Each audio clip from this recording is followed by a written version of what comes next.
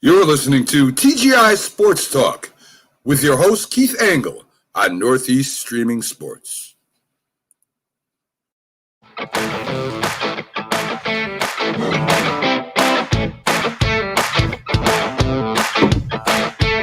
Hey guys, Keith Angle for TGI Sports Talk, right here on Northeast Streaming Sports. We're live on Facebook. We're live on YouTube. We're live on Zodiac TV. We're live on Northeast Streaming Sports. So you can catch us in so many places now. Oh gosh, guys, what a weekend. A little dreary here in upstate New York today, but a lot of stuff going on with sports. We're going to talk some NHL today. We've neglected the NHL a little bit. Jim Biringer from The Last Word on Hockey will be joining me about 9:15. Then we're going to get into Major League Baseball and talk a little bit about a great rivalry that's got started now with the Dodgers and the Padres this weekend.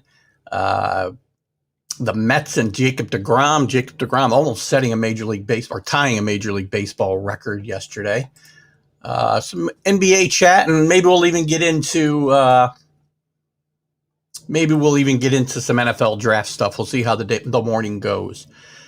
Got a guy cutting a stump over here this morning, guys. I certainly hope it is not causing any issues with the sound quality this morning. So, again, we're going to open up with a little bit of scores. We'll do a little bit of scores from yesterday. I want to thank my guests from Friday, Larry Sorensen, former Major League Baseball pitcher, all-star with the Milwaukee Brewers, pitched with the Cardinals, with the A's. Gosh, I'm going to miss some teams, the Cubs, the Expos, the Giants. Larry was a very, very good Major League Baseball pitcher. Got a new product out called Pitch Logic, which take a look. It's posted to the website, my Facebook website. And Larry was a very interesting conversation, and we talked very frankly about some of his problems that may have derailed his career and the successes that he had and the time that he had in the Major League Baseball. So hopefully there was something to be learned from everyone. Friday, we had a great conversation. I thank Larry for that time. My guest next week will be Daryl Knowles. You'll see a promo for that coming up. Daryl is a former Major League All-Star pitcher as well. Pitched with the three-time World Series champion Oakland A's in the 70s, 72 to 74. Pitched with many teams over the course of a 15-year career, a very good 15-year career. So we'll have Daryl on Friday, 8 a.m. Eastern time. Could have some other news coming up, too, about some things going on with Zodiac TV soon. Not sure.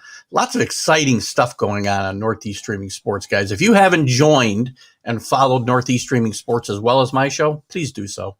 There's some great shows there, and you'll enjoy it, I promise you. What else we got going on? Coming up, some upcoming guests we have on Fridays. Mike Heath, former Yankee, former Tiger. Mike Heath had a very productive Major League Baseball career again back in the 70s and 80s. That'll be an exciting time. He'll be coming up on the 30th of April. And on May 7th, I'll have the last 30-game winner in Major League Baseball, Denny McLain from the Detroit Tigers, on my show live. That'll be May 7th, I believe, at 8 a.m. Eastern time. That's going to be a lot of fun. Denny's had a colorful career, colorful post baseball career.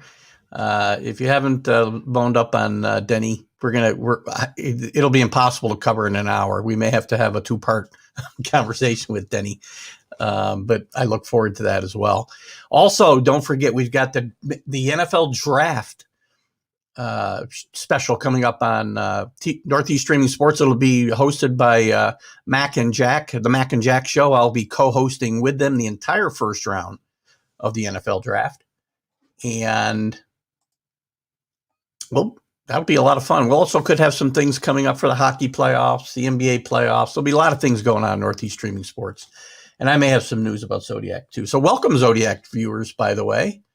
Nobody commenting in the room yet, which is a little odd. I hope Dave Guyette's okay this morning. I want to welcome the Zodiac TV viewers today. We had a lot to chat about, guys. As I said, I'm going to fill a little time before we get Jim Biringer in here to talk about the NFL playoffs. But yesterday in Major League Baseball, exciting time. The Dodgers and Padres guys are starting off. We'll talk more about this in the MLB portion of the show right after we talk hockey. But right now, good morning, Rick Sherlock. Good to see you this morning. The Dodgers and Padres have got a burgeoning rivalry on our hands here. You know what the Padres did in the offseason. We know how good the Dodgers are. I think they're off to a 14-2 start, if I'm not mistaken. But they played a classic pitching duel yesterday. Went 12 innings. Kershaw,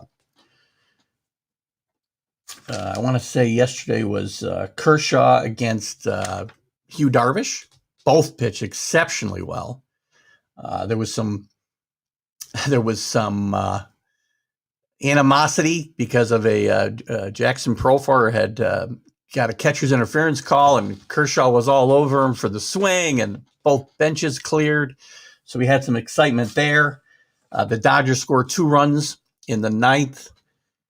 And in the bottom of the ninth, the Padres not loaded the bases. They meant in second and third, 2 outs, a scorching line drive hit, and Mookie Betts makes a great game-ending catch, fully extended. Not one of those fake dives you see where to make guys look good, but Mookie made a great play on it. Good morning, Mickey Delaney from the state of Washington. He's up early today. What else happened yesterday? The Yankees lost again. Aaron Boone not happy with the team. The fans are unhappy. The few fans that are in the stadium throwing baseballs on the field Friday night. We'll get more into the Yankees as well.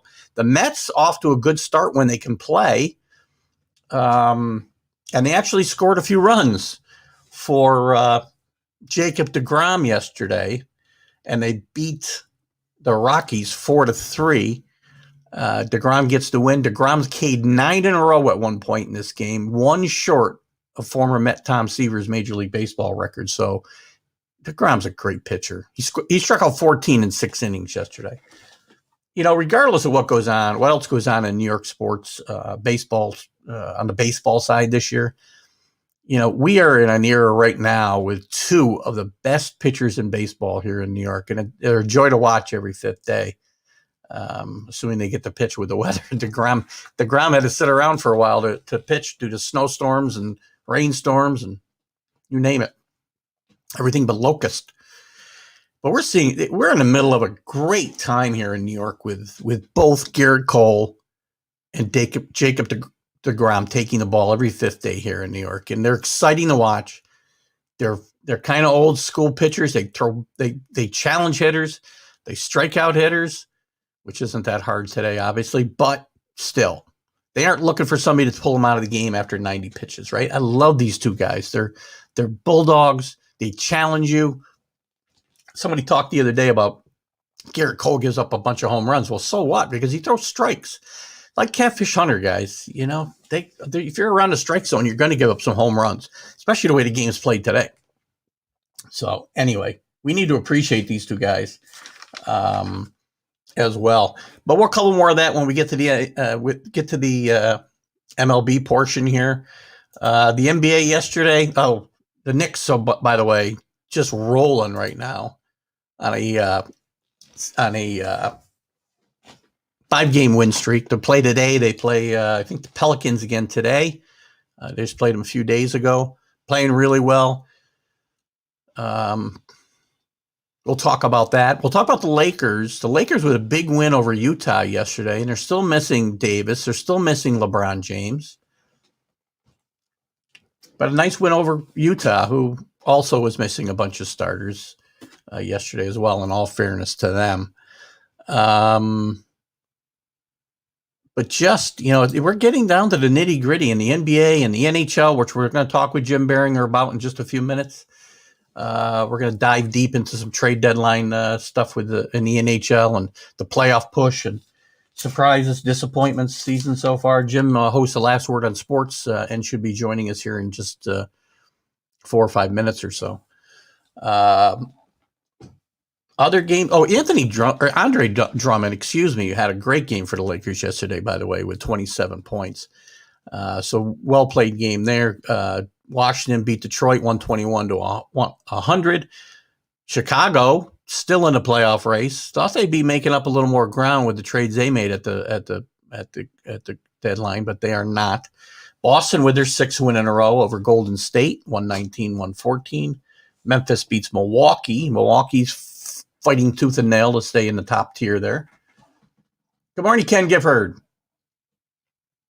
And San Antonio beats Phoenix soundly, by the way, 29 points. Phoenix is one of the big surprises in the West. And again, we'll dive more into that as well. The NFL, not much going on. Not trade rumors, but trade and draft rumors, I guess, abound. The draft's coming up in just, about less than 2 weeks now. First round of the draft will be Thursday night, April 29th. Remember, we got our live draft show here on Northeast Streaming Sports. I'll be co-hosting with Mac and Jack. It'll be live on Mac and Jack and Northeast Streaming Sports. I'll also broadcast it to TGI Sports Talk Live, as I'll be co-hosting that entire first round.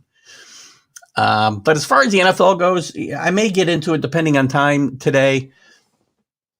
You know, there's so many things with the mock drafts. I mean, you can if you're a fan of any team. Rick's a fan of Vikings. I'm a fan of the Patriots. Bill Pulver, a fan of the Jets. Good morning, Bill Pulver, by the way. I missed you coming in.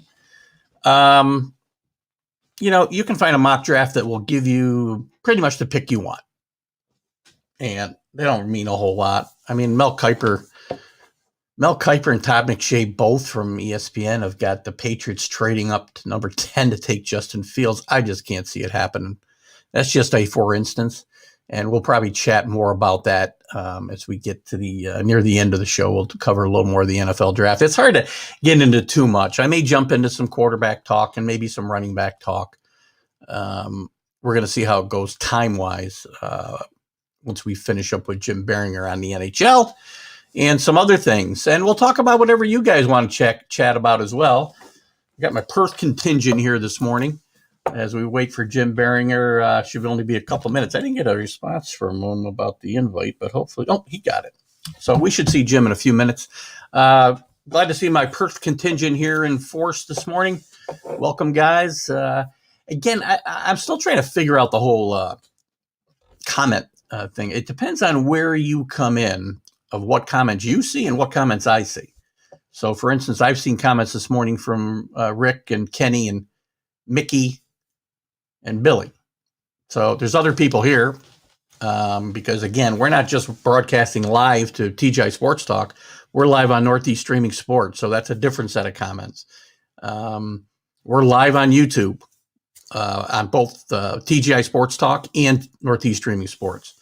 We're also live on Zodiac TV. Again, welcome to the Zodiac TV viewers this morning. I may do a little more with Zodiac TV. I'm thinking about a morning update a couple of mornings a week, just a short 20-minute show or so. We got to see how it works out with work and such. I don't want to commit to too much. So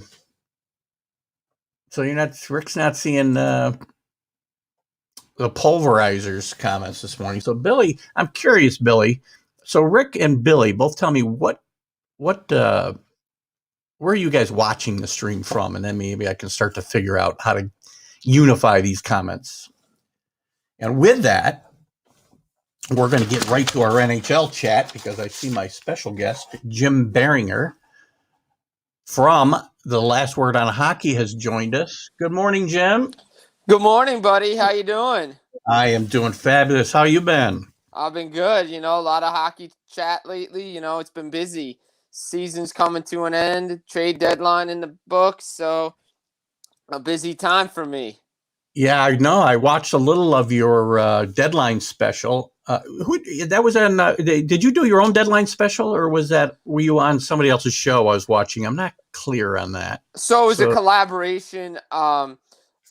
Philly sports guy Jamie, and then Carter who does his show. We came together and did a trade deadline special, Awesome. the three of us. So we figured it'd be a good way just to, talk hockey, get different people's perspectives, and go from there. Check it out. It's up on Mad Radio. It's up on Northeast Streaming Sports. If you hadn't had a chance to check it out, please do. It was a fun time. And, we're probably going to do something again down the road.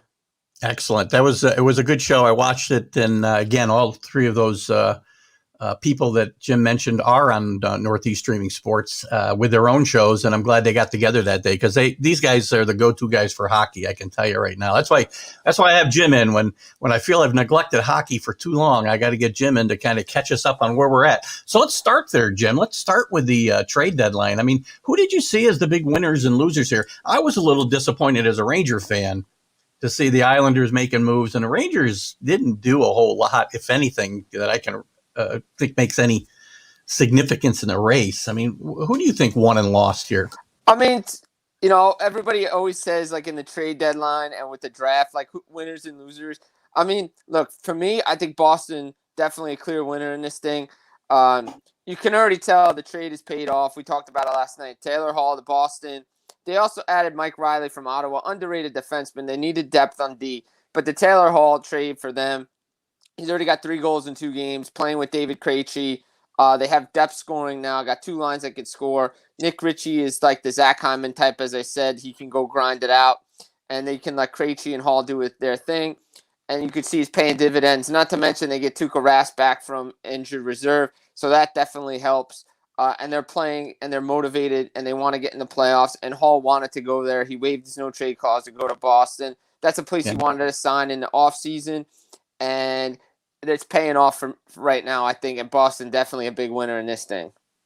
Well, that's a really tight race, too, for that last spot in the East with the Bruins, the Rangers, and the Flyers kind of battling for that spot. I mean, there's going to be some good teams that don't get in the playoffs, it seems here, Jim. I agree. And you mentioned like the Islanders, they made the move for Palmieri and Zajac and Colburn. Right now, they lost a couple games to Boston, but Boston's getting red hot right now. I think Islanders will be fine. The Rangers, I'm surprised. I'm not surprised they didn't do anything, to be honest. I think they like where their team was, and they were starting to pick up momentum and speed and playing red hot. I mean, Panarin doing his things, Zibanejad at full health, Buchnevich. They added Kravtsov from Russia, so I think they like their nucleus. I didn't think they wanted to make too many moves. I think like where they are, they like. But the thing is that the runway, I don't know how much runway they have left, to be honest. Bruins got 2 games in hand. They're going to need help from Boston to win. I think it comes down to Rangers and Boston for that last playoff spot. I mean, I talked about it last time, or maybe 2 shows ago when I came on with you. I was a big fan of the Rangers coming into this season, and you could see why this team is playing really well. Yeah, granted, they're beating up on a bad Devils team, but that's what you have to do if you want to get in the playoffs. Unlike Montreal, who's losing to Ottawa all the time. You want to make the playoffs, you got to beat the bad teams. You said the Rangers have been red hot the last 10 games. I mean, the start of the season just really hurt them badly. And as you said, they may just run out of time here. The whole schedule, let me just change course a little bit since you brought up, playing the Devils here, the Rangers a little bit. But, I mean, it's almost a baseball schedule in a way, the way they play this year, right? They're playing 2 and 3 game series or more in some cases, depending on postponements and such. How do you think that's affected the season as a whole, Jim? I mean, I know I've talked to some guys. They don't really like it too much playing the same team like 3-4 times in a row. They would have preferred to like 2 games and then 2 games and then 2 games, stuff like that. I understand why they had to do it this year. It's a tight window to get 56 games in. They needed to do that. But these 4-game sets, you could tell in like some of the other divisions, when the team plays one team like 3 times in a row, the animosity in games 2 and 3 just start to pick up, a little bit more fighting, especially the rivalries. I understand why they want to do it. I mean, you can go down to the Central Division, right? Tampa and Florida. For years, the NHL wanted Florida and Tampa to have that playoff series. We may get it this year. We might. And they've already, and in 8 games, they're 3-3, and 6 games this season between those 2 teams. They each won 3 games. So, I mean, what better do you want as a fan of those 2 teams than to have a split 3-3 through 6 games. I mean, both teams are playing really well. I see Florida as a winner too in this thing. We talked about winners before. They picked up Gusev as a free agent. They signed him. They get Monador. They picked up Sam. They traded for Sam Bennett from Calgary. That guy's a guy you want come playoff time. And last night against Tampa Bay, he was really physical. So I like where Florida's going on that. Yeah, that's again. There's some great races for jockeying for position and also battling for the final spot in some of these divisions. Come playoff time, Jim. I mean, who do you see as well? Let's say this. I mean, right now, the Rangers would be out. The Bruins would be in, right? Yeah. Blackhawks would be out. I guess Nashville would get the last spot in the Central. The Canadians would have the last spot in the North, and Arizona would have the last spot in the West, which is you could still see a team, I guess, under 5. Well, I guess you can't really. You could possibly have a team under 500 getting in the playoffs, maybe in the West, but I don't see it happening anywhere else. Is there somebody that can make a late run that's not in the playoff picture right now that you see maybe besides the Rangers, maybe? But we talked about their tough road. Not really. I think we're looking at pretty much what the teams are going to look like come playoff time, to be honest. I think we have, outside maybe Arizona and St. Louis in the West and Chicago, Nashville, but I think Chicago's starting to fade, to be honest. I think Nashville with their run, 13-4 over their last 17 games, I think they just leapfrogged everybody. Like I said, from the beginning, I was really surprised at the Chicago Blackhawks start. I didn't really think they were going to be able to do what they did, and I didn't think they were going to maintain it. And surprisingly, they have, but they've come back to reality over the last month where I expected them to be. And I think the thing to keep an eye on is, like I said, in the North, Calgary's starting to play better, but Montreal is still keeping that door open, even though they have games in hand. Yeah. You can't lose to teams like Ottawa like 3-4 times in a season. You can't do that, especially if you want to compete in the playoffs. And last year they were lucky to even get in because they lost 4 games to Detroit. Now, I'm not saying like Detroit is a bad team, but they all have professional hockey players on them. But like I said before when I mentioned the Rangers, you got to beat the bad teams that are, not up to where they expect to be if you want to make the playoffs. If the Rangers had gone 2-1 or 0-3 against New Jersey during the stretch, I'd say, you know what, they're not a playoff team because you're losing to the Devils who are not, they're in rebuild mode. Rangers are taking care of business. They're moving along. They're just going to need some help from Boston. And with Rask back, I don't know. It's going to be tough for them.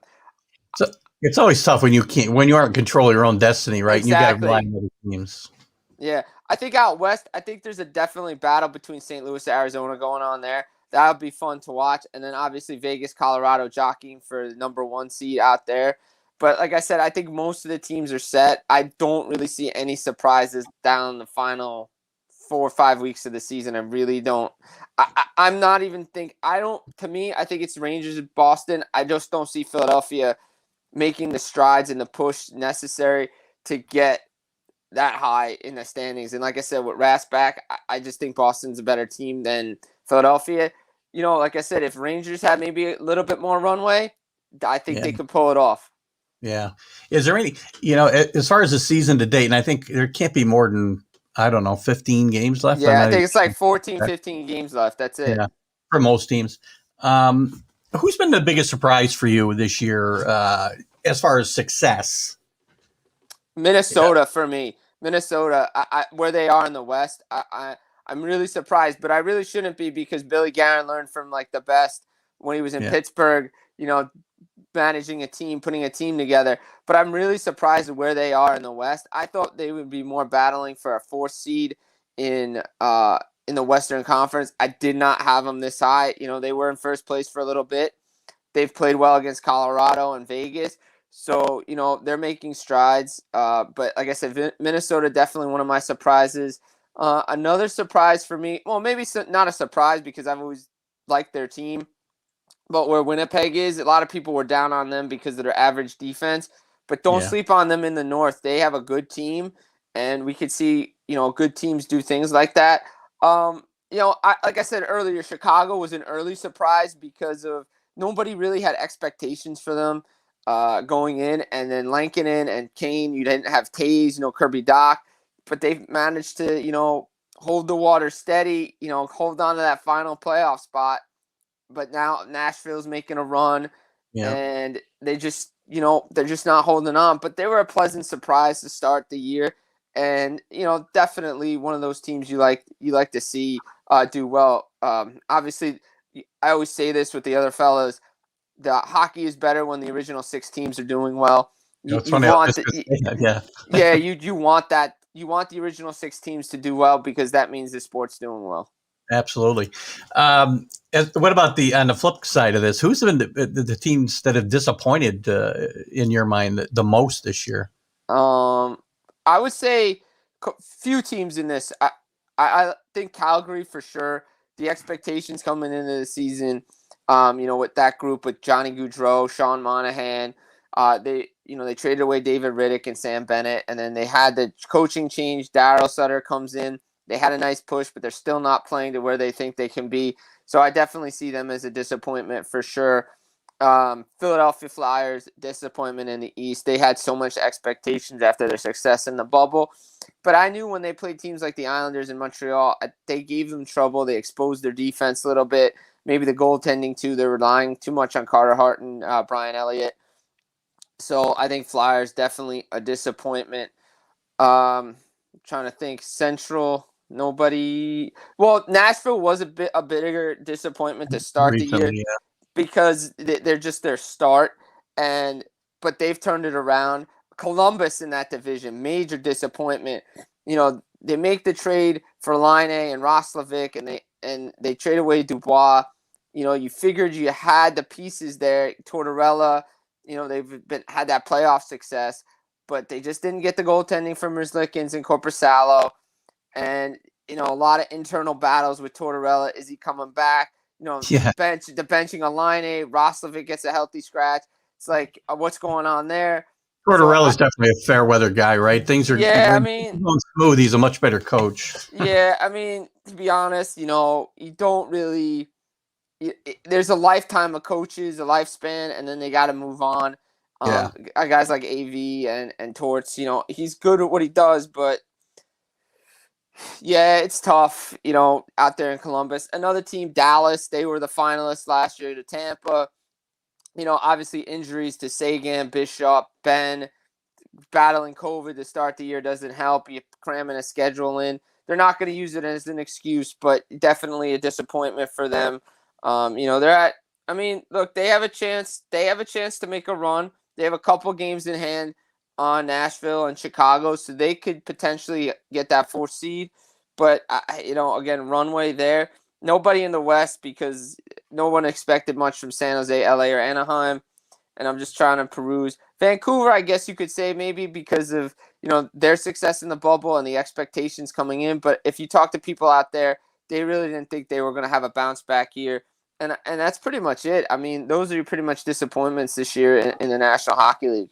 Would you consider the Rangers a disappointment if they don't make the playoffs? Depends on how you look at it, because if you follow their model on where they were going, it might be a step. You could look at it as a step in the right direction. But being in the play-in round last year and having the taste of what playoff hockey is like, and expectations coming in, you could kind of say it's a disappointment. But then the letter that fans got was only, 2 years ago about the rebuild, they might be actually on track on where they want to be. But, you can't sell that to a fan base. Oh, yeah. No, we want to be right. You want to be in the playoffs. I consider it a slight disappointment, but I wouldn't call it a major disappointment, especially the way they're coming on. It's going to leave a bad taste if you play this hard and just don't get in and miss by a point or two, for sure. Yeah, they may be a year ahead of where they, could have expected to be anyway. There's some good stories though. Artemi Panarin with setting a Ranger record, I believe, for most goals most points, in his first 100 games. That's a great story. I think it's not like there's a little bit of history there. There's been some pretty good players that have come through. Exactly, and that's like I said, when they did the rebuild, you knew they were going to go after a top dog to bring to New York. You need a big free agent to go along with Zibanejad. Obviously, Panarin wants to play in New York, so he's fitting in well. Buchnevich is coming along really well for the Rangers as well. He had that hat trick yesterday on his birthday, so he's playing well. And then the goaltending carousel has really been interesting. Shesterkin's looking really good. If Gorgiev's not going well on the back end, you got Keith Kincaid. So they have the pieces there, and their defense is playing well at Fox. He's potentially being a Norris candidate. Keandre Miller's back there. Jacob Trouba's living up to his contract. They just signed that kid, Zach Jones. So, that's a good question. Very good question, right? That's a very good question. So, question we got, will the Canadian teams play U.S. teams in play? Yes. So, the playoffs, the way the playoffs are structured is you're going to play inside your division. So the North Division will play inside their division. Each division will play within their division. When it comes to the semifinals of the playoffs, or what we used to know as conference finals, that's when a Canadian team will play a U.S. team. That'll be the first time it'll happen once we get to the semifinals, once we're down to the quote-unquote Final Four. Interesting about the playoffs, though. So if people haven't been following the story, the Vancouver Canucks had the COVID issue with their team the last couple of weeks. JT Miller was very vocal on Wednesday, saying we're not ready to play on Friday. And the doctors really didn't clear a lot of the players on Thursday, but they're playing tonight, their first game in, I believe, 2 weeks. And the season got extended to May 19th, which is the last possible date it can go. And there's been a lot of talk, which the NHL doesn't want to do, but there is a potential backup plan to go back to playoff bubbles because of what's going on with COVID, especially in Canada. Canada spiked really badly. Exactly. In Ontario, BC, all the provinces that they're playing in. So if they were to go to a playoff bubble, the 4 Canadian teams that made the playoffs would come to the United States and play. That way, it would eliminate any worries about cross-border come the conference semifinals. And even if they did stay in Canada to start, once they make the conference semifinals, they're playing in the United States anyway to eliminate the border. Yeah, they pretty much have to, I think. Yes. At that point. So staying with the playoffs, we talked about who we think we're pretty much locked in. Maybe a couple of changes at the bottom here. Maybe some jockeying for position, but who do you see? I mean, Colorado's had a great regular season, obviously, and hopefully I know they made a move at the trade deadline to get some goalie depth, which hurt them last year in the playoffs. Who do you see? I like that team a lot myself, but who do you see as the front runners here as we start the playoff? I mean, you can never go. You never can go wrong with the defending champs, even though Stamkos is not playing right now. Same with Kucherov. But they're going to get those 2 players back come the playoffs. So, and they added depth on defense with David Savard. So you can't go wrong with the champs. I do like Colorado. They have unfinished business, getting eliminated in Game 7 last year. And if they have a healthy Grubauer, I think they get through. So, and that roster is really good. Obviously, they're not playing right now because of some COVID issues as well. So we'll see how that affects them going forward. Vegas, obviously, always a contender to win the Stanley Cup. Up north, I mean, everybody's talking about Toronto. It's the opportunity is there for them to make a deep run with that team. I could see them going far. I don't know if they're going to win it, but I think they could get to that 3rd round for sure. The East Division, at the 4 teams that are in the playoffs right now, if the season stopped, any one of those teams I could see going deep, making a run. Washington, Pittsburgh for me, their recent history has shown that they don't perform well in the playoffs. They haven't really gotten past the first round lately after their 2 Stanley Cups. So we'll see. Yeah. It depends on who they match up with. But I like, Boston's getting hot. If they get a hot goalie going in the playoffs, look out. I think the Islanders can make another deep run. And don't sleep on Washington after the trade they made for Anthony Mantha. I think that he's fit well into that system. And, look out for the Caps. I think another team, everybody is sleeping on maybe Carolina. They were a favorite, to come in, to win that division. I like the way they're playing, and they have solid goaltending too. So, a lot of good teams. It's so wide open. It's so wide open. Are there any outliers? So, we've talked about the teams that are the obvious contenders, right? Any outliers from the bottom half of the brackets that you see as maybe making a run here through the playoffs, or capable of making a run through the playoffs? You mentioned the Bruins if they get some good goals. I mean, you look at the North and you see Edmonton and you see Montreal. Yeah, Montreal is a team that can do it because of Carey Price and his pedigree. They have the talent to do it, and if they get in and if they match up with the Leafs, they've played the Leafs really well this year, so they could do it. Nashville, they're playing well. Saros and Rene, they have that solid defense. They made that cup final run in 2017. Don't sleep on them since they're playing well. And then out, you never know. Minnesota, the way they've been playing, they could potentially knock off a team in a best of 7. Like you said, it come the playoffs, it comes down to one position. Obviously, you need to score goals and you have to play good defense. But if you have a red hot goaltender in the playoffs, then everything gets thrown out the window. It's a lot of fun, man. Playoff hockey's great. The only thing missing this year is going to be Doc Emmerich when we get to the Doc's not going to be doing it. Yeah, that's unfortunate. He's retired. Tough adjustment for the NHL fans, I think, everywhere. Listen, so outside of this year, so what do you see? Do you see the NHL? Are we going to be back to a full schedule next year and the normal divisions? What is the future here? So they're looking to do 82 games next season. They want to have a regular start date in October like they always do. Maybe a week or two later than normal, but they want to play 82 games next season. They want to have fans back in the building as much as they can to to get the revenue back. I think we'll see it next year. They're planning to do it. They can't keep doing, 56 games here. It's just too much cramming in time. But these players are, they need the time off between games and stuff. So I definitely see 82 games next year. We'll see how many fans are allowed in the building next season. They're looking to do their Winter Classic, the All-Star Game, all the big revenue stuff. Look for, I know you've watched a lot of games and you've noticed the helmet sticker ads. Those are probably here to stay because they're just there. I mean, it's not like it's, You like it? I personally like it. I like some better than others. Some fit the helmets better than others. The sizing could be adjusted a little bit, but that's what they're going to do. The digital marketing, if you watch some of the games, it's like the digital marketing is on the ice or on the glass.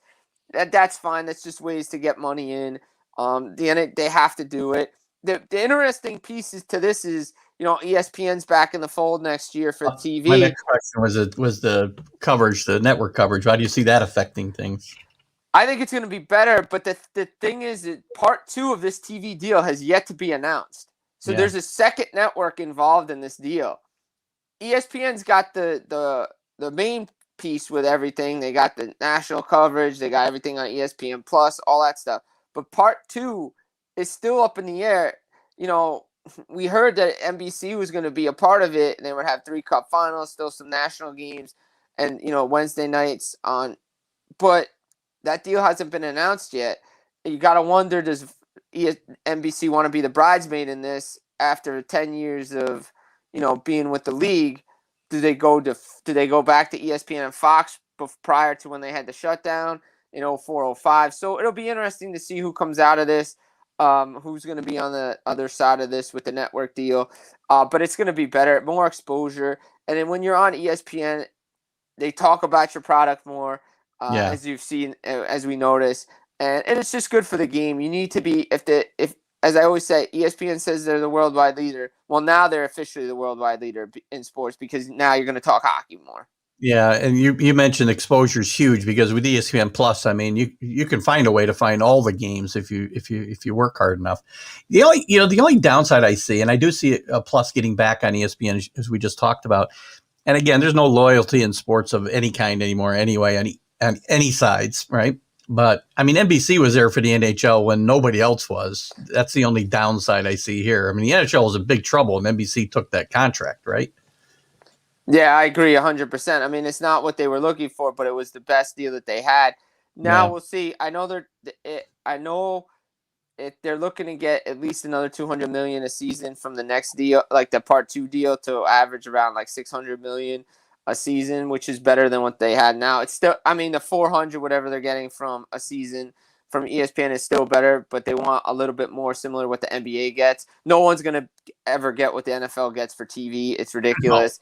No, but they're going to Well, come maybe if close. Amazon gets involved some point, maybe they will. But Yeah, but I mean, look, they're they're not going going to to try get to to that level. Yeah, they're going to try to get what the NBA gets. That averages about 700 million a season to split around the teams. So it'll be good to see that. Like I said, some people are saying, "Oh, ESPN, it'd be hard to do games." It'll be interesting to see, what games are nationally televised, what games aren't, what's going to be Yeah. on ESPN Plus, because NBC always had the NBC9 teams that were always on with the big markets. I'm going to be interested to see if ESPN shifts it around a little bit, exposes more teams, markets certain players, stuff like that. But again, it's down the road. It's next season. What about? Let me get this one question here before I move to far away from playoffs. My Jet fan, my New York Jet fan, I think he's probably asking about the Jets because he's just a Jet fan. So, you see Winnipeg having any shot here in the playoffs? Yeah, I think Winnipeg has a good team. Like I said earlier, I think. What that is? Go ahead. Sorry.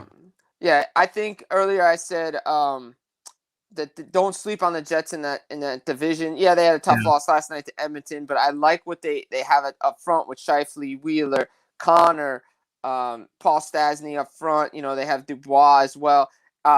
Nikolai Ehlers, the guy who's taken off this season ever since Laine got out of there. This kid, he's just unbelievable, turned into a playmaker, really good performer for the Jets. I really like their chances. And when you have the Vezina Trophy goaltender from a year ago and you're in the net, Connor Hellebuck, you always have a chance. Again, I thought they were going to do more to upgrade that defense.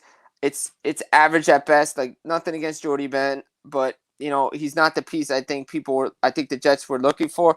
They were definitely I think they were in on some players. Maybe the deals just didn't go through, especially with like Alexiak. Surprised they didn't try to claim Vatanen off of waivers. The cap hit, so we'll see. Jim the Ring. You got a new nickname, Jim the Ring. Jim the Ring. All right. I'm not sure what Mickey's asking here, so I'm not sure what YH is or where he picked that up from. I don't know what that is.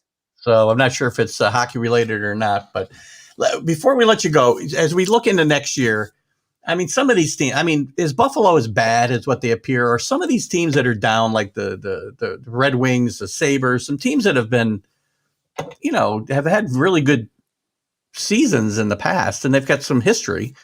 Are some of these teams going to make a rebound? Is there anybody you see that's really bad right now coming back next year and turning this thing around quickly?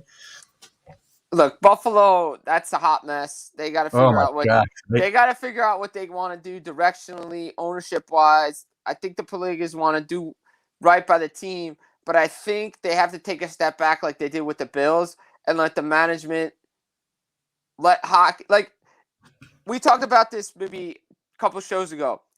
Why are the Rangers doing so well? James Dolan doesn't get involved. Exactly. Just stay away. Let the hockey guys take care of everything. Same thing up there in Buffalo, because you want Buffalo to succeed. Western New York team, really good legacy. They had good playoff runs. You want them to do well. Let the hockey guys do their thing, and don't worry about getting involved signing certain guys. They've made some horrible decisions with contracts. They need to fix that. They got to upgrade a lot of pieces. They got to figure out a direction that they want to go to.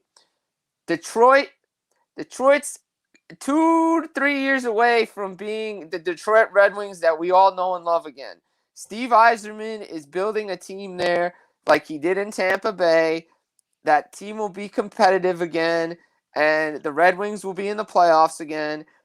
That trade to get Jacob Vrana, Richard Panik, he picked up a first and second round pick. Lucas Raymond is signed. They have pieces there. They're coming along. They're doing it the right way. Obviously, 25 years of success. Eventually, you're going to have to take a step back. You can't be in the playoffs every year, and that's the price you pay. but they're doing it the right way. The rebuild, everybody knows Steve Yzerman has an eye for talent. He was a great hockey player. He's a great general manager. Now, Good. as far as the banners behind me, well, we'll see when the Devils decide that they're going to come back. I don't know if they're going to rebound next season. They have a lot of young pieces, but I think they're further down the road, maybe a 4 or 5 year, because they need to figure out a direction from ownership. Ownership needs to decide, do they actually want to be here and do the things the right way. And they definitely need a direction. Ever since Lou left, they really didn't have one. And are they in a rebuild? How are they rebuilding? Like, who you rebuilding around? Obviously, Blackwood, Ty Smith, Jack Hughes, and Nico Hischier are your guys. But let's see the draft picks that come in and go from there. I think Detroit is the furthest along. I think they'll be like the Rangers in a couple of years. Then you have Buffalo and New Jersey down, around there. Yeah. Well, as we talked about earlier, hockey's better. Like every sport's better when certain teams are good, and hockey's better when teams like the Red Wings are good and any of the original six. So yeah, we'll look for that rebound. Jim, anything else you think you want to bring up today that we haven't chatted about? I'll be glad to give you the floor for a few minutes. We talked about a lot of things. The push to the playoffs is on in the Stanley Cup for the National Hockey League. Like I said, the season extended to May 19th. Because of Vancouver rescheduling games and stuff like that. Oh, by the way, just want to quick shout out Patrick Marleau, as we talked about last night on our show, Last Word on Hockey, tied Gordie Howe's record for most games played. He will break that record tomorrow night in Vegas. Stuff is planned, so check that out. Good guy, Patty Marleau, one of my favorites to play the game, and just the longevity of his career. So shout out to Patrick Marleau. That's not a small accomplishment. That's great. Yeah, it's a great accomplishment. So just shout out to Patrick Marleau and his achievement there. So, I just want to end on that. Good note for the National Hockey League. Awesome. Well, Jim, thanks for coming in. You're my go-to guy on hockey. You really bring it to the table, as Billy Pulver said. When somebody knows his stuff, you're the guy that I go to. So continued great luck with your show, Last Word on Hockey. And it's a great watch, guys. If you're a hockey fan, you got to check out Jim's show. When are you on again, Jim? We'll be on Saturday at 6 p.m. again. Excellent. Perfect. Listen, thanks for your time today. We'll talk as we get into the playoffs. We'll have to kind of revisit and see where we're at. Absolutely, Keith. Thanks so much for having me on. Thanks for everybody for tuning in, and enjoy the rest of your day. You have a great weekend. Thanks. Bye-bye. You too. Bye. So Jim Biringer from Last Word on Hockey right here on Northeast Streaming Sports. He's our guy for hockey talk. He knows his stuff. And guys, it's an exciting time. Playoff hockey is a lot of fun, and I really start to get into it come playoff time. I'm a bigger fan of the NHL when the Rangers are good, so I'm really hoping the Rangers make the playoffs so that I have a bit of a rooting interest. So, but good luck to any of you and your teams. So, my printer is going off, so I apologize for that, guys. Hopefully the noise will not go very long. My wife has decided to print. I should have turned the printer off. Let's get into the Major League Baseball scene, guys. And again, feel free to jump in with your comments. I can do better when I don't have a guest I'm chatting with of keeping up with them. Mickey, I'm not sure what the no YH is, so if you want to elaborate a little bit, I'll be glad to dive into that a little deeper. If it was hockey related, we may have to pass. But let's jump in here a little bit with the Major League Baseball. So I started to talk a little bit about some of the great stories so far. This new rivalry with the Dodgers and the Padres is really starting to heat up, guys. And I think it's going to be a tremendous rivalry. The Padres are off to a little bit of a, I guess, if you can call 9-7 a disappointing start. With the moves that they made, they don't want to fall too far behind the Dodgers for sure. And the Dodgers are red hot, 13-2. I said 14-2 earlier. I was wrong. I must be predicting their game today. We talked a little bit about the series that they've had this weekend. A couple of 12-inning games. Friday night's game was a really exciting game. Yesterday, you had Kershaw and Darvish matching up, going head-to-head and throwing zeros at each other, kind of old-fashioned baseball, which excites me, guys. I'm tired of watching home run derbies. Where 2 out of 3 times nothing happens. We get a walk, a strikeout, or a home run. So anyway, I think it's great to see that type of rivalry, and it's good for baseball. And sickening the West a little bit. The Dodgers, I said, are off to a really good start. The Giants are off to a good start at 8-6. The Padres a bit uneven at 9-7, but still, considering if you take into consideration some other team starts, it's pretty good. Moving to the Central. The NL Central, the Reds taking the league by storm right now. A very big surprise. 9-5. They've outscored the opposition by 27 runs. And it's a big surprise. The Brewers, who I like a lot in that division, are 8-6. So they're hanging in there. Christian Yelich is going on the disabled list for 10 days at least with an injury. So that will hurt them. The Cardinals are 7-7. The Cubs are 6-8. And the Pirates are the Pirates at 6-9. And, I just see maybe the Reds are for real. It's possible the Reds are for real here. I love some of their I'm a little surprised at Suarez being the shortstop, but I really think that overall, this is a team on the rise, and they've got a really underrated pitching staff in my mind when it comes to the National League, at least. Jeff Hoffman, local product here, has pitched surprisingly well here to start the season. He's had 3 starts, and he's won 2 of them. Done very, very well. Luis Castillo is a guy that I like a lot. He's off to a slow start with an ERA over 7. And the Yankees love this kid. Back up a little bit here. I wasn't watching. Too many injuries to start for the Padres. They'll get closer. I agree. Again, I love the series that's underway here. And the Brewers, yes, have been hit with a lot of injuries as well. I'm just impressed with the Reds and what they've done so far. They've gotten some good pitching from Tyler Mahle, Wade Miley even. So there's some maybe some hidden talent on the Reds we didn't know about. Jeff Hoffman, again, to go back to a local product here. I got to put this up in a second.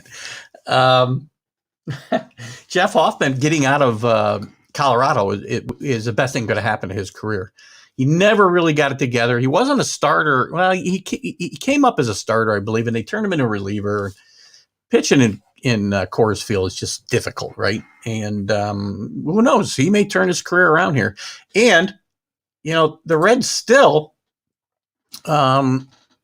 have got Sonny Gray just coming back from injury as well. So it's possible this team is for real. But again, early in the season, we're just talking about some early stuff going on, and we'll dive into a little bit more of this, obviously, as we go forward. But I wanted to kind of just jump into. I lost my place here with my notes, so I'm backing up. So let's go to National League East. The Mets, 6-4, finally score some runs, as I mentioned, for Jacob deGrom yesterday. And deGrom was just lights out. 9 straight strikeouts, 1 short of the major league record set by former Met. Drew's right. The Reds bullpen will be the issue. Oops, it's not our update anymore. Hey, Dan.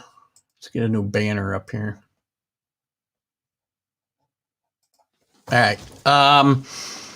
So the Mets are off to a decent start. I mean, it's hard because they've had so many starts and stops. I believe they got 6 postponements already. deGrom had his start yesterday postponed about 3 different times by everything but locust. So snow, rain. But deGrom's a great pitcher. 9 straight strikeouts, as I said, 1 short of the record set by Tom Seaver, former Met, as well. And just a great performance. 14 strikeouts in 6 innings. And as I said at the top of the show today, guys, we're seeing a great time in New York sports, regardless of what the teams do. If you like good pitching and old school pitching, watch Jacob deGrom and watch Garrett Cole pitch. That's the way it should be done. You throw strikes, you challenge hitters, no nibbling, no nonsense.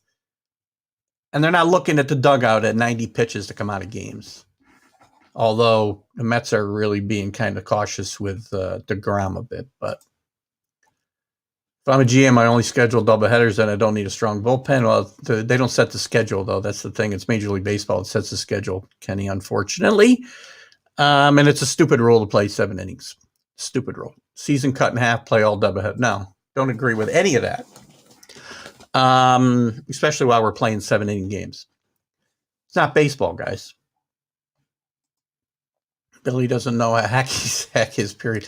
There's a comment up here earlier I should have. Billy doesn't know the difference between a hockey puck and hacky sack. So Billy and Rick are doing a little jousting today.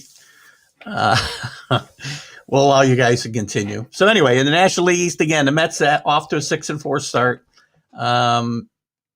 Not bad when you consider the starts and stops that they've had due to weather and COVID. Miami 7-7. I'm a little surprised. The Marlins are not my favorite pick here in the East, but I love Donnie baseball, and maybe they're doing something that I am just not onto yet. But they're 7-7. The Phillies are 7-7. Kind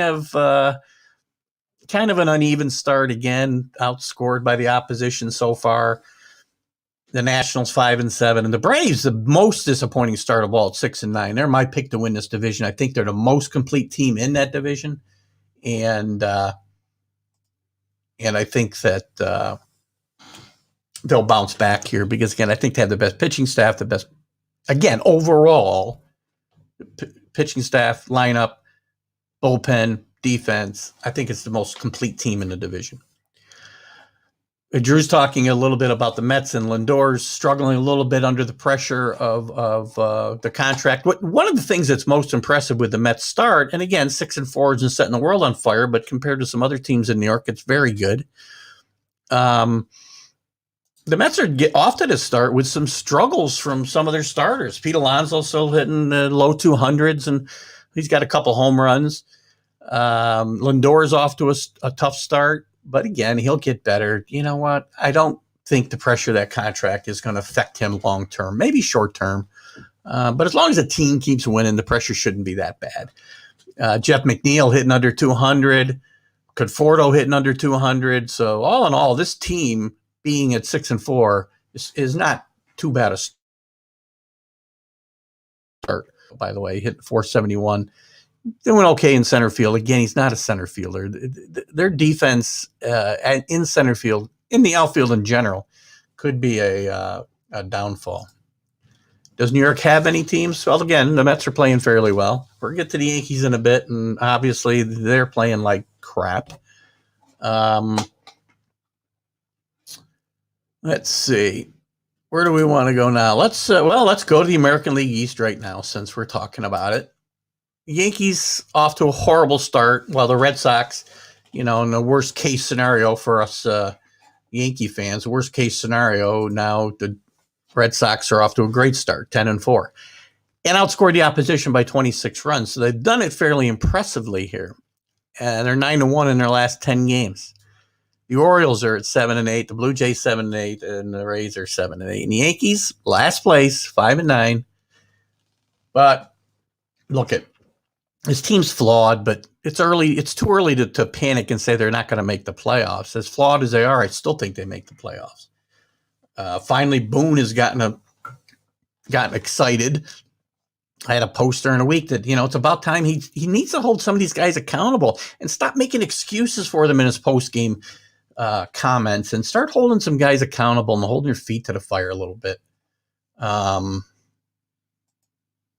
Who's a smart marketing guy handing out baseballs at Yankee Stadium? Good point, Billy. As I mentioned, the same night Aaron Boone had a bit of a meltdown. For Aaron Boone, it was a meltdown. The fans showed their displeasure with the team by tossing baseballs, which, guys, I'm not condoning throwing things at players. It's ridiculous, bad form, and New York fans should be smarter than that. Fans in general should be smarter than that. You're not a real fan if you're throwing baseballs at your players. Boo them. Fans, right? Please don't throw things at players. as far as these starts, I don't think the Red Sox have enough pitching. I think they're lacking in certain areas of their offense as well. And I do not think they're going to stay here. I think this is a spring ahead fallback daylight savings time start for the Red Sox. I don't think they'll stay there. The Orioles, again, I don't think they're going to stay up there either. They do have one of the they do have some kids that are performing pretty well, and they're probably making some progress this year, but they're not going to stay at the top of this division. Red Sox. Drew's not buying the Red Sox start, particularly the pitching holding up. I don't see it either, Drew. Again, I picked this team to finish last in this division, and I'm still not going to say they won't. I think the Yankees and the Rays, well, the Yankees and the Blue Jays, I think will fight it out for this division. Aaron Boone is not a goner. The guy that ought to be a goner. Well, here's the thing. If they don't make the playoffs, Aaron Boone probably is a goner. But if Aaron Boone's a goner, Brian Cashman should be a goner and should be gone before Aaron Boone. This team is Brian Cashman's team. And all the flaws on this team belong to Brian Cashman. Can't say that loud enough, guys. And another problem, and again, he's doing too much of the managing and too many of these teams. I had this debate with Mac and Jack Friday morning on their show. They were talking about how Brian Cashman manages the team and Aaron Boone doesn't. Well, Aaron Boone's managing the game during the game, and GMs are managing every other piece of the team now, including lineups and strategies and who pitches when. And who comes out when. This is all decided a lot of times before games. And it's not limited to the Yankees. This is a baseball issue. Managers don't manage. They manage during the game, but they've got their game plan in front of them that's been worked out with the front office. Billy Martin could not manage today. That's easy to say, Billy. Red Sox play to win, Yankees play for paychecks. There's pride. That's just, it's not true. It's not true. I mean, who's playing for a paycheck there? Maybe Stanton, but I want him out of town. I would trade him and eat half his contract tomorrow for a bag of baseballs. What's Billy got here? Or Kenny, why did GMs take the heat? Why do they take the heat? I don't see them hitting, catching, or pitching. Well, how about the guys that they bring in to do that, Kenny? That's why they take the heat. This Yankee team is put together horribly. They should have moved on from Gary Santos. And again, I'm not saying this isn't Monday morning quarterbacking because we're off to a 5-9 start. I've been saying this since last July. They need to move on from Gary Sanchez. Higgy's a better catcher than him right now, and better hitter. You got a guy who a second baseman playing shortstop, who now it's affecting his bat. You got a guy in center field, and don't tell me Aaron Boone's decision alone to put Aaron Hicks at the third spot. Again, this is a front office decision that Boone gets put on him, and they don't let him manage, just like every other team. You name me a strong manager outside of maybe Tony La Russa, who's back this year, that has Mac brought up Dave Roberts. That front office is heavily involved in the game plan out there. They review, they know, and this is the problem with baseball in general. We don't react to things as they're happening on the field. We react to them based on what we say our game plan will be before the game ever starts.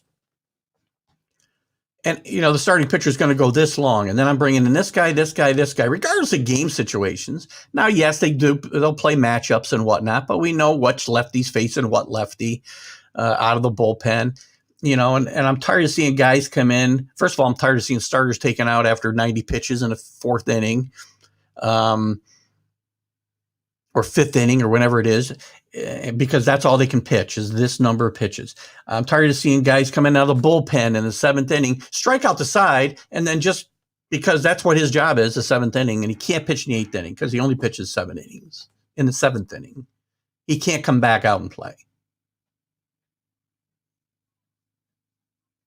They don't watch. You know what? We don't watch the game and know this guy is got it all together right now. Tonight, we bring in somebody else. We have no idea what he's going to do. Ridiculous. Back to Kenny's comments about the players. Yes, they are professionals and they have to take it accountability. This is not to say the players are not accountable or should be accountable for their performance. But again, when you have a poorly constructed team, these guys can all play well, Kenny, and they're still not going to win the World Series because of the way they're constructed. What's Kenny got here? The owners and the money dictate. Yeah, agreed. It is true. Unfortunately, it's true. I still try. I have forever tried to keep the sports and the money and stuff away, separated, and I've been able to do it pretty well. But today it's becoming impossible because games are managed and games are played from a financial situation, right? We're because we pay this guy X amount of money, he's got to pitch the 8th inning. He's got to pitch the 9th inning. Closer can only come in to start the 9th inning. He can't come in, like Goose Gossage pitched years ago. He'd come in with the bases loaded in the 6th inning. Or Sparky Lyle. Or name any closer you want to mention. The game has changed so much. I mean, I liked what Milwaukee did years ago, and I talked about this with Drew on the show last week. I liked what the Brewers did for a couple of years with Hader. They put him in high leverage situations, so it didn't matter what point of the game we're in, because again, the 9th inning you may never be able to use Chapman or whatever closer we want to talk about again today. You may never get to him. That high leverage situation may not be in the 9th inning. The game changing scenario may be in the 6th inning. It may be in the 5th inning. Manage the games like you're paying attention to what's going on and have some feel for the game. And managers don't have a feel for the game anymore because it's been taken away from them. So freaking frustrating. It really is.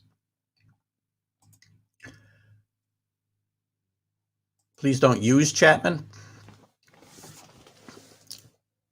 Please don't use him in a game, or please don't use him as an example. Drew has something here. Dombrowski tends to let his managers manage. Well, yes and no, but there's still a tendency by all front offices to get too involved in the game plans. Again, historically, their job has been to put the teams together and let the managers manage, and the manager doesn't do it, you fire him. Okay? Because he doesn't manage the personnel correctly. Well, now, again, everybody's involved in managing the team, and maybe I'm just too old school and need to get my head out of the bushes and say, okay, now the game's changed, Keith, come along with us. But it's just frustrating. Don't use Chapman in any way. Well, Yankees, the only thing good is their bullpen on the Yankees right now, and that's not going to last long because the starters outside of Cole are just not going long enough into games. It's really, really, really hurt them. Bushes. Yeah, bushes. I got my head in the bushes. Thanks for catching that. If that's you, Mac, I don't know who it is, but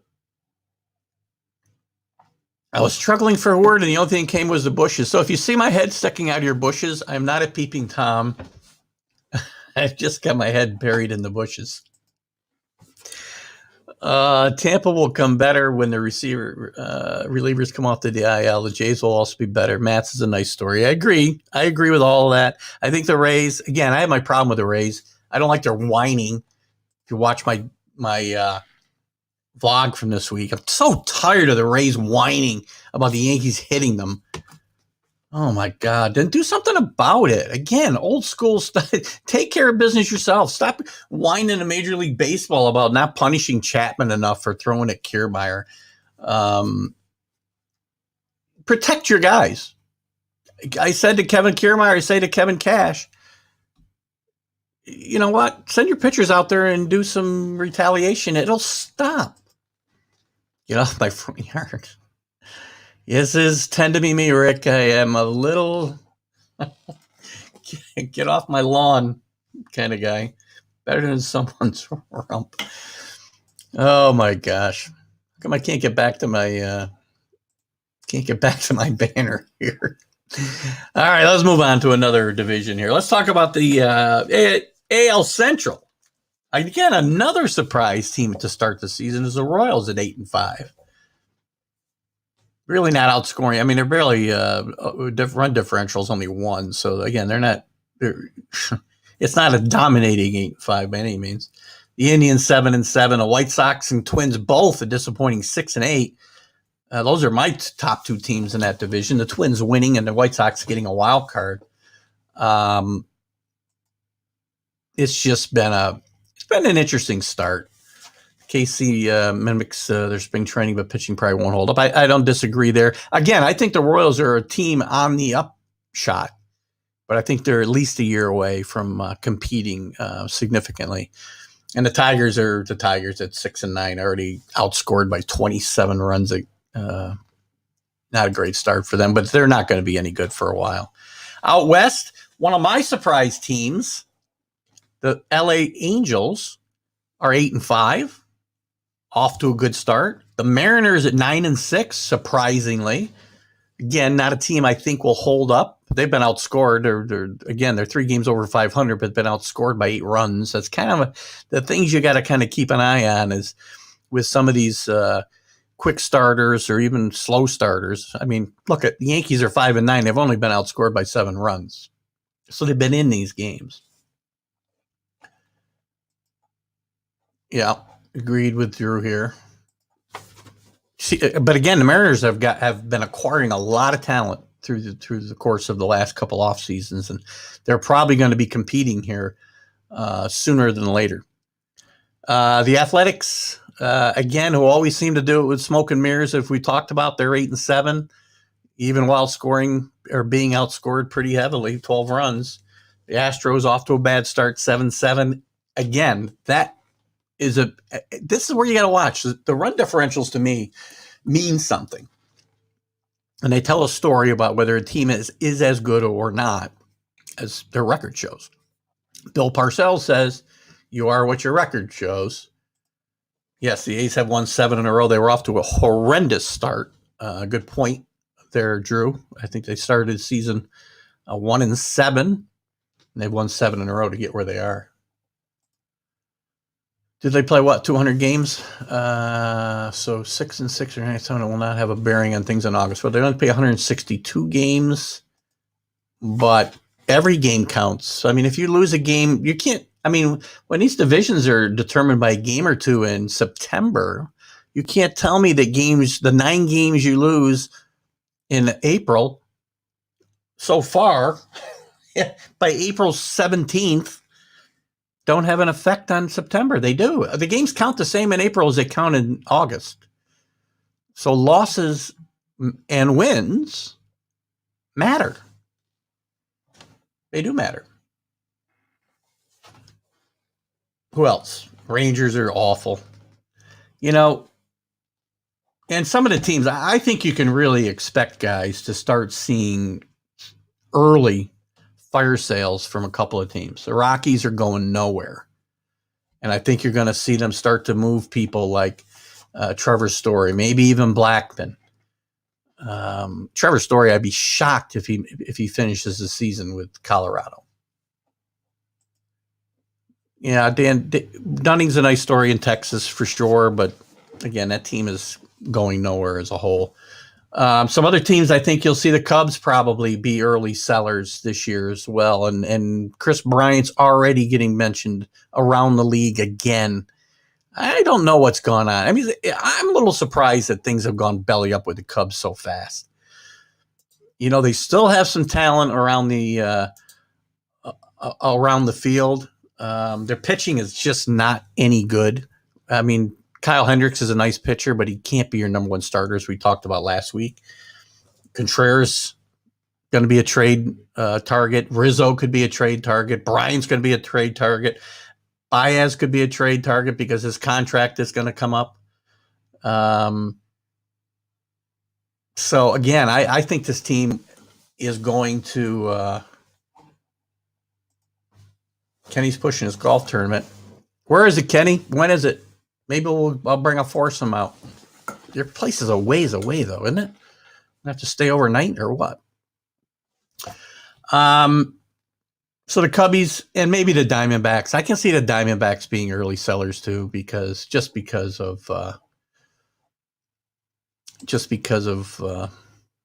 not going to be any good. They're just not. Yankees play the Red Sox in June, probably. I don't know. I haven't looked at the schedule. Well, let's look at it quickly right now. Let's look at the Yankees and Red Sox. See when they match up. The problem, I hate this too, that the Yankees don't play the Red Sox until too far into the season because it's too big a rivalry. Let's see, when do they play the Red Sox?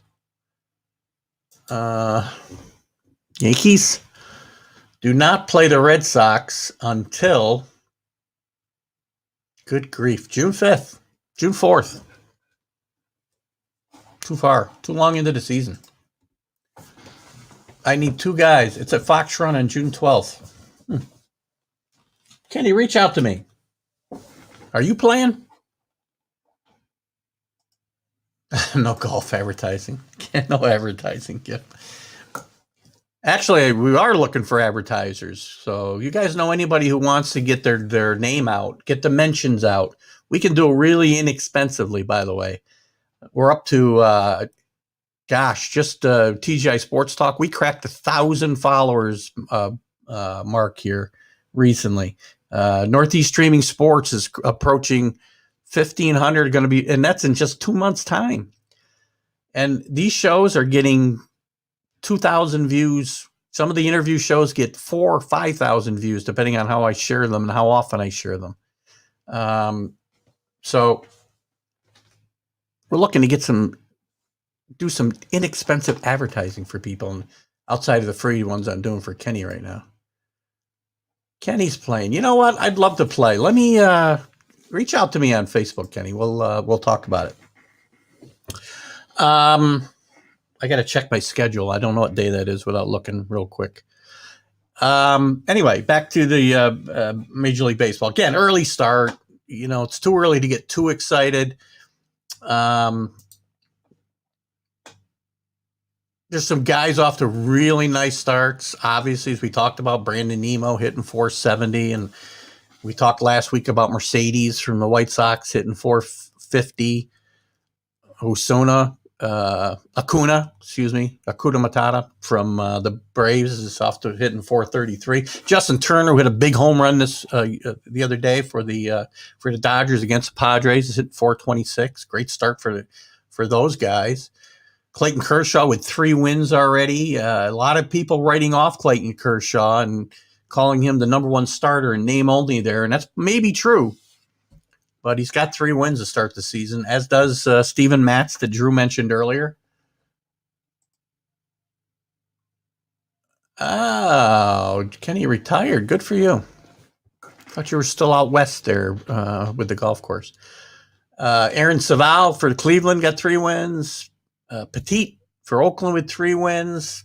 3 wins is pretty impressive this time of year, guys. Acuna also with 7 home runs already. Wilson Ramos of surprise for the Tigers at 6. Might want to check him for steroids.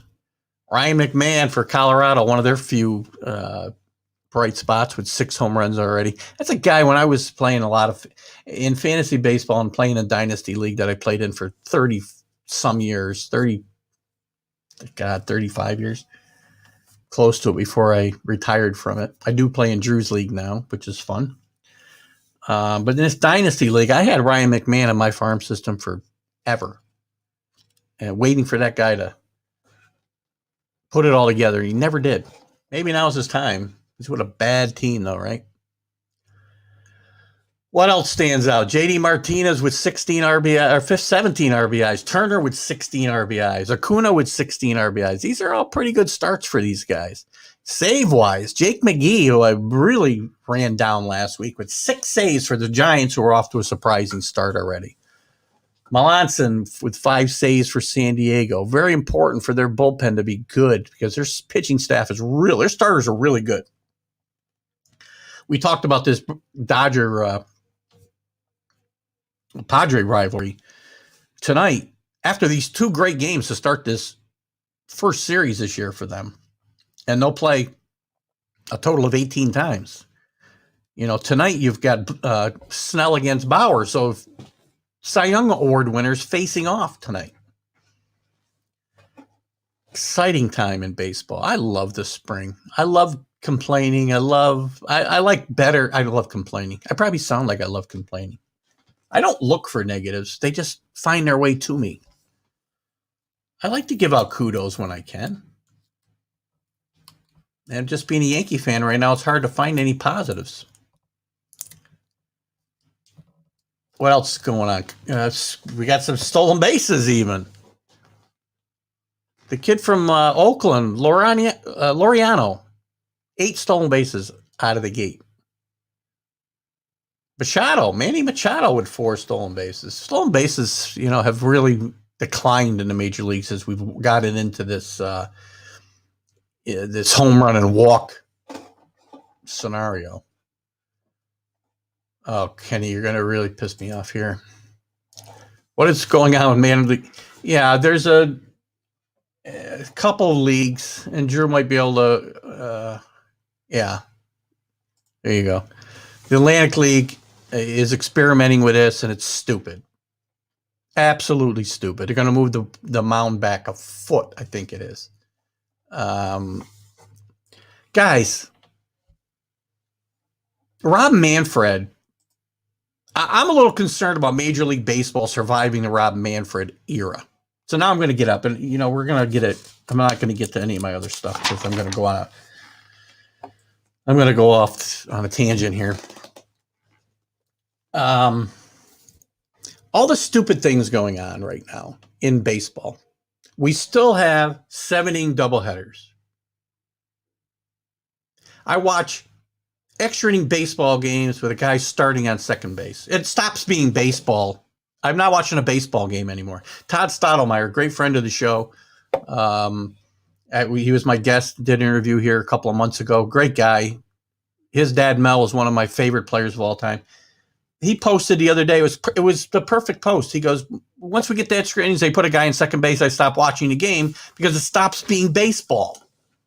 And I totally agree. Ridiculous. It's a ridiculous rule. Now we're experimenting in the minor leagues with, this one league anyway, with putting the mound back. Ridiculous. With bigger bases. Ridiculous. With eliminating the shift. Ridiculous. You eliminate the shift by teaching players how to hit the other way or when to hit the other way and not directly into the teeth of a shift, right and left, which we talk about incessantly on this show. And it's ridiculous. Yeah, we need more offense in baseball. Good point. No, we don't. We got to him. Fast pitch baseball. Good call, Kenny. I mean, good grief. I mean, isn't it ridiculous, though, guys? You fix things that aren't broken. Take this shift. This whole shift thing is one of the things that really ticks me off the most. Why are you legislating where you can play fielders? You haven't done that for 125 years, which I'm probably underselling the league now. Time flies by, and I forget what year it is. Why are we legislating where you can play? Why not teach guys how to play the game right? Oh, my gosh, right? Good job, Billy. No, that's good for the show. It's good for the show to get me going. I love the game. I know I come off like I hate today's game, and I don't. I still love the game. I just don't want them to ruin it. Had this conversation with Kevin Kernan a few weeks ago. And he and I are on the same wavelength with almost everything. And we do come off as get off my front lawn, guys. But come on, you're ruining a game that doesn't need to be fixed this way. Enforce the rules you have. The problem with the game, and here's a simple thing: games are too long, too many walks, too many home runs. Teach guys to hit and play baseball the right way. Enforce the rules that are there. Call the strike zone. Enforce, the rules that were already there. We don't need pitch clocks. That's the other thing that they're going to test in the minor leagues, pitch clocks. We don't need that because there's rules in there that are not being enforced. They started to try to enforce the batters can't leave the batter's box and that type of thing. Those rules have been in the rule book forever. But guys find a way to manipulate it, and just need to do better. 10 players. Well, that'd be a radical change too. Now the game's changed dramatically. Now it is softball, right? If we play with a short fielder or 5 infielders, I guess you can play them wherever you want. Don't like it. Don't need. Shifts will go away all by themselves if guys play the game the way it's supposed to be played, which is hit the ball where there is nobody. It's a novel concept, right? Play a shift on Tony Gwynn. He'd hit 500. The beauty of baseball, it's able to compare historical stats, change rules for its comparison. I agree. Absolutely. Absolutely, guys. I don't think it's going to happen. Mickey hopes after COVID, because it's not COVID. Last year they did this because of, they did this because of the length of games. They said they did it because of COVID, and they wanted to protect pitchers and whatnot. But if that was the case, it would be gone this year. They don't want 20 inning games. What's wrong with 20 inning games? We played the game forever the same way. It wasn't broken. Now it's getting boring. Frank Gifford, what's in your coffee this morning? Kenny's retired. He gets to rest up and get ready for this show. That's all I got for baseball, guys. I'll pause for a minute. If you got some more things you want to talk about baseball-wise, bring them up before I move on quickly to the NBA a little bit. You can't match records now to the past. You can still, but the game's changed so much with the ballparks and the baseballs and steroids and whatever. Gosh. I mean, now it used to be 500 home runs was an automatic Hall of Fame career. Not anymore. So Kenny's right in that regard. You can't compare eras anymore because of, let's start with steroids. I mean, I'd start with the baseballs, actually. But again, the ballparks are probably an unfair comparison because some of them, they were all over the place years ago too, right? I mean, you don't have, it's not like football where you have a set configuration of the field. But it's impossible to compare eras anymore. As I started to say, 500 home runs used to be an automatic ticket to the Hall of Fame, and that's not the case anymore. You're not going to see 300 game winners anymore. Guys who win 200 games now, they're going to be in the Hall of Fame, which is okay. But the way, again, you can't, because the game's managed differently. You don't get the stats on the pitching side that you would get. I mean, who's going to get 4,000 strikeouts? They're not going to pitch enough innings.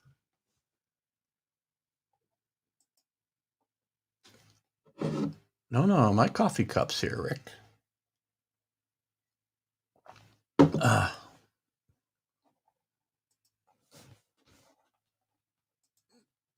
Start with situational players. Yeah. Situational play. Yeah, guys who hit in such good, if what you're talking about is playing situational baseball, yes. Just what we talked about. They have a big problem with the Yankees when I say they're poorly constructed, right? They don't play good situational baseball. And a lot of teams don't, in fairness. One of the reasons that I said this maybe with Drew last week, or I've said it a couple of times recently and on different shows, the Royals that won in 2015 were one of my favorite, and went to back-to-back World Series. I loved watching that team play because they put the ball in play. They played great situational baseball compared to what else we see in the league today.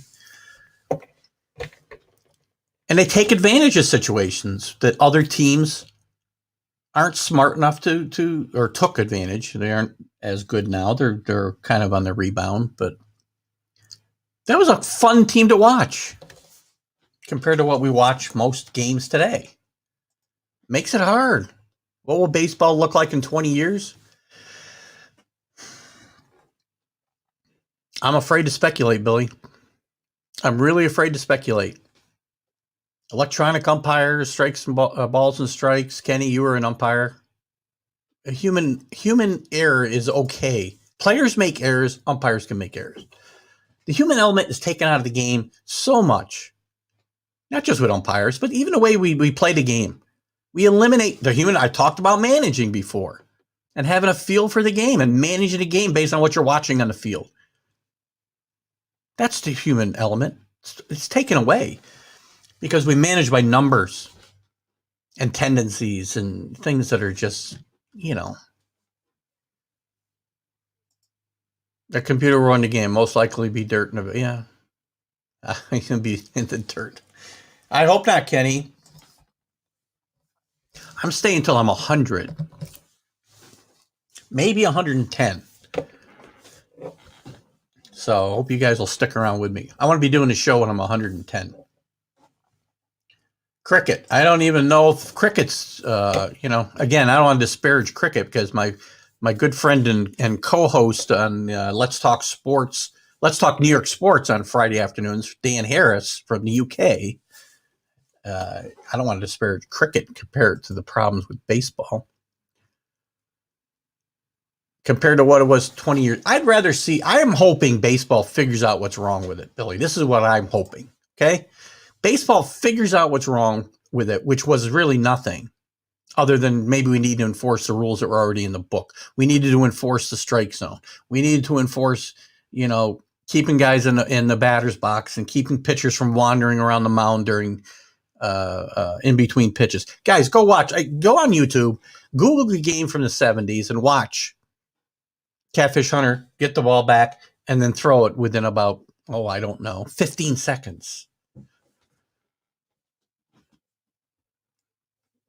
We need somebody to come in and run this game that understands the history of the game and get back to more what baseball was. Yeah, well, we're well on our way. And, basketball, there's still some fun in basketball. The right teams, if you watch the right teams. Again, it's different because of the three-point line become so prevalent in the game plans today. I'm going to kind of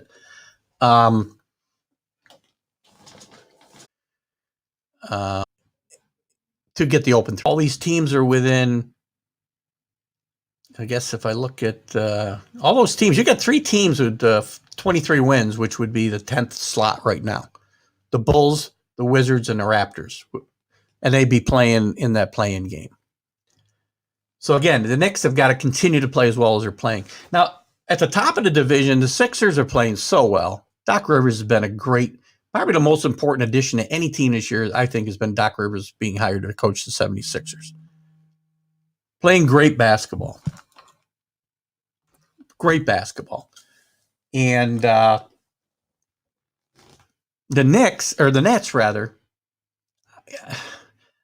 I don't know if Mac's still here, but if he is, I hope he chimes in. We had a pretty heated discussion about Steve Nash Friday on the Mac and Jack show. I said Steve Nash cannot. When he was hired, I was not a big fan of this hire. He probably was still hired because Durant and Irving and wanted him, and they thought they were going to run the team themselves. Well, so that part stays true. I'll touch on that in a second, Billy. But I don't think with the things the Nets have been through this year, with Kevin Durant only playing, I don't know, 20 games, and Kyrie Irving taking a week off every other, he plays 2 weeks of games, then he takes a week off. And he's not a reliable player. He's a problem waiting to happen. He's already a problem. I think navigating these waters, the injuries, the Harden trade, and getting him integrated into the team, not playing with his big three, but 7 games all year. The East has really been has not had really, really strong teams coming out of it to face the West. Cleveland did win and 1 year against Golden State during that 4-year period where I think they played each other every year in the finals with Golden State and Cleveland.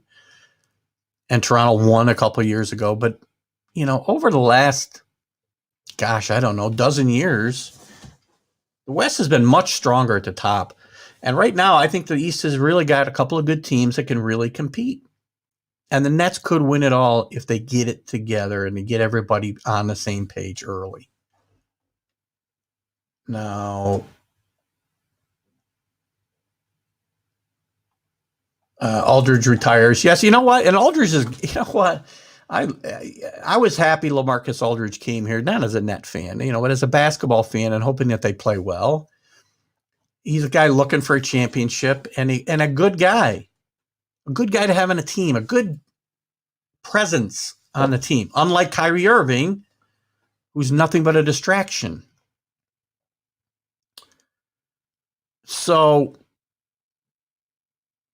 it's a shame that LaMarcus Aldridge had to retire. I'm glad, in a way, that the problem that he had was discovered the way it was and not in a more tragic kind of event. So, and if you don't know, it was discovered that he had a heart problem and he had some issues during a game here last week and abruptly retired because, not to take any chances. So. Billy talked about New York Knicks need a championship as bad as a Jets drought. Yeah, they do need a championship, but you got to build there, right? You don't just turn it around overnight, and they're doing great things. Carlos isn't here today, apparently, because I haven't gotten any fire Tibbs chants from Carlos's side of the room, but the culture there has changed overnight with Thibodeau's hiring. The rest is coming. They have a great building block. They've done a great job building the blocks to be successful going forward. And I hope they continue to do that. They've done a great job getting a core of players that they can lure free agents to come and play with after this year. 5 guys, 7-footers, and guard the 3-pointer. I'm just trying to catch up on some of your guys' comments. They won in the 60s. Good point, Kenny. The Knicks drought is not nearly as bad as the Jets. Nobody's drought is as bad as the Jets. In New York, at least. They've been close. Couldn't finish it off. Interesting that Dolan has kept his nose out of MSG teams for a change. He's always done a good job of keeping his nose out of the Rangers business. It always ticked me off, Drew. Probably going to be safe from falling further than that, as we got a 3-game lead on the Trailblazers, who are in 6th. But playoff position matters. And the Lakers don't want to fall further, that's for sure, before LeBron and Davis get back. They'll probably be fine once they get them healthy. The East-West dichotomy. Nice word. The word of the day is dichotomy. Thank you, Drew. You win a prize. Watch me use that word all week, all the whole show next Sunday. Medical talk. Mickey pipes in with King firing their way up. I want to say they were 10 games under 500 earlier in the season or close to it. And they're now 4 games over and they're playing really, really good basketball. And the Knicks and the Heat, who are a disappointment this year. So this could start to change. This dichotomy. I'm going to use that word forever. Kevin Herter, right, from Shenendehowa, son of God, what's his dad's name? His dad played at Siena. Damn, can't think of his dad's name. Maybe Drew will come up with his dad's name. Very good player on some really good Siena teams, too. And he's a really good player, Kevin Herter, with the Hawks. And the Hawks have been playing very well. So, what else did I want to cover here? We talked about Utah. We talked about the Suns. We talked about the Clippers. The East is definitely going to have some sub 500 teams. That's about it. It's going to be fun. I still like the NBA. Well, you know what's funny? I know Kenny is down on basketball because of the walking and the dunking and the three-pointers and whatnot, but I think it's starting to turn a little bit. Watch the Knicks play. The Knicks are a really fun team to watch play. They move the basketball. They do slash and drive to the basket. Yes, they shoot three-pointers like everybody does, but they play some defense. The 76ers play a really good brand of defense, and they do move the basketball. The Nets got to get it together. I'm afraid once those big three are there, you're going to see a lot of one-on-one play, and that's not going to bode well for them if that happens in the playoffs. The Celtics are a team that moved the basketball. It's just with a different end result, as I said before. So, Tom Herter, yes, thank you, Drew. Great player at Siena. Not as good as his son, but a great player nonetheless. Guys, that's about all I got. What you guys got a topic? Give it to me. Let's talk about something before we go. You guys throw something at me we haven't chatted about. And let's see if I got a little... Got a topic? Let's chat. Throw something out at me. We got 6 minutes left. I don't care what sport we want to talk about. Throw a topic out and let's have a quick conversation. NBA playoffs coming. NHL playoffs coming. Major League Baseball season starting to get into full gear. NFL draft coming. Don't forget the NFL draft special coming up on cornhole. I don't have any cornhole. Oh, it's a good one, Kenny. Thank you. We will talk about it. I've seen it on TV. The championships were even played last year during COVID and everything else was shut down. I was actually watching the World Championships of cornhole last summer. Oh, gosh. What is this? What's this low major in the NBA? I'm not sure what you're asking there, Mickey. If you can clarify a little bit. NFL draft, yeah. I talked at the top of the show, Billy, that because you're killing me now. I talked earlier in the show about the draft, and it's a tough time right now. We're inside of 2 weeks, and everything's conjecture. I'm pretty sure if you want to talk about the draft real quick, we know who's going number one. I'm pretty sure we know who's going number two. It's going to be Zach Wilson to the Jets. Lots of debate about what the 49ers are going to do at 3, where they traded up. I cannot believe, which most of the mock drafts now have them taking Mac Jones. I cannot believe they traded up number 3 to take Mac Jones. And if they're going to keep Jimmy Garoppolo, then they may be okay taking somebody at 3 that won't play right away. But I don't think you can take a guy at 3 and not play him. So I'm not sure what the deal is there with the 49ers. It's going to be interesting to see what the Falcons do. If they stay at 4, they take a quarterback. Justin Fields has been mentioned there prominently. But then you have other prognosticators who have Fields falling out of the top 10. I talked earlier about Mel Kiper talking about the Patriots trading up to 10 and taking Justin Fields, which I don't see happening. But then I see where he falls to 15 and the Patriots take him. I still don't see it happening. I think there's going to be a lot of movement between now and even during the draft. And remember, watch us live. on Northeast Streaming Sports. I will also live stream it to my page on TGI Sports Talk. It'll be on YouTube. It'll be on Zodiac TV. Mac and Jack from the Mac and Jack Show will be hosting. I'll be co-hosting with them. We're going to do the full the ESPNs of the world and watch with us. We're going to give you full analysis all through the draft. We're going to have a lot of fun that night. Looking forward to that. Great. This is a good one to bring up. Edelman in the Hall of Fame. I know you guys probably think I'm going to say yes, but I'm going to say no. And also, I'll address this at the same time. He's not going to the Bucks. Oops. You guys got me talking about pickleball and everything else here. I think Edelman is done. I think he's done. I don't think he'll come back. The guy has made more out of less in his career than anybody I can think of. More with less talent than anybody I can remember watching in my football career. I will say I do not think he's a Hall of Famer. You're probably surprised to hear me say that, but I do not think he's a Hall of Famer. If you're just going to base Hall of Fame careers on playoff games, well, then probably he is. But I think he's a notch below. He's in the Hall of Very Good. And, you know, the offense helped him out a lot, too. The offense he was playing in, which helps every player who has a great career. Again, it is what it is. But I think he's just a notch below.